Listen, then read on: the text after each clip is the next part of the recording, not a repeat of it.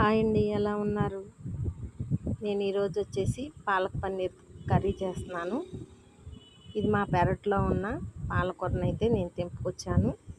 ముందుగా stove on చేసి ఒక గిన్నె పెట్టుకుని కొన్ని వాటర్ అయితే పోసి ఈ ఆకుల్ని ఒక పొంగు వచ్చే వరకు ఉడికించుకోవాలి.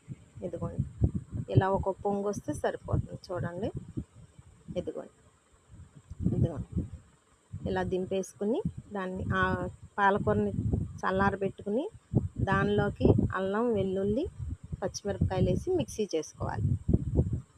ఆ మిక్సీ పట్టుకున్న పేస్ట్ని పక్కన పెట్టుకుని ఇప్పుడు స్టవ్ ఆన్ చేసి ఒక గిన్నె పెట్టి ఆయిల్ పోసి 3 లవంగాలు, ఒక దాల్చిన చెక్క, ఒక స్టార్ పువ్వు వేసి కొంచెం వేగిన తర్వాత ఉల్లిపాయ ముక్కలు వేసి వేయించుకుని తర్వాత టమాటా ముక్కలు వేయాలి. టమాటాలు కూడా చక్కగా మగ్గాలి. ఇలా మగ్గిన తర్వాత మనం మిక్సీ పట్టుకున్న పేస్ట్ ఉంది కదా, ఆ పేస్ట్ వేసి నూనె పైకి తేలే వరకు, పచ్చివాసన పోయే వరకు కొంచెం వేయించుకోండి. ఇదిగోండి, ఆయిల్ పైకి తేలింది కదా. ఆయిల్ పైకి తేలిన తర్వాత కర్రీకి సరిపడా ఉప్పు, కారాలు వేసుకుందాం. ముందుగా ఉప్పు, తర్వాత పసుపు, ఇప్పుడు కారం వేస్తున్నాను.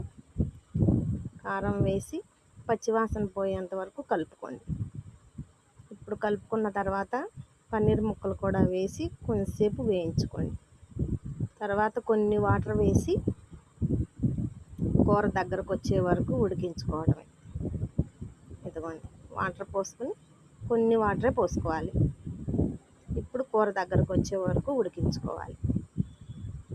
నా వీడియో కనుక నచ్చితే సబ్స్క్రైబ్ చేసుకోండి ప్లీజ్. లైక్ చేయండి, కామెంట్ చేయండి. లాస్ట్గా కొత్తిమీర అయితే వేస్తున్నాను.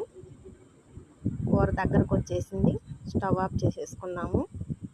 ఇదిగోండి, పాలక్ పన్నీర్ కర్రీ రెడీ. నా స్టైల్లో ఇలాగే చేస్తానండి పాలక్ పన్నీర్ కర్రీ.